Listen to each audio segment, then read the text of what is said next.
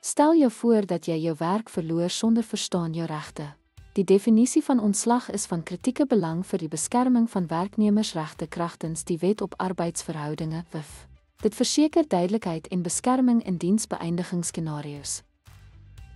Volgens artikel 186(1) van die WAF vind ontslag plaas wanneer 'n werkgewer beëindig diens met of sonder kennisgewing. 'n Werknemer het redelikerwys die hernuwing van 'n vaste termynkontrak verwag, maar die werkgewer het dit nie hernie nie of dit op minder gunstige voorwaardes hernie. 'n Werkgewer weier om 'n werknemer toe te laat om werk te hervat na kraamverlof of ander beskermde verlof. 'n Werkgewer ontslaan 'n werknemer na aanleiding van beskermde staking of ander deelname aan vakbondaktiwiteite.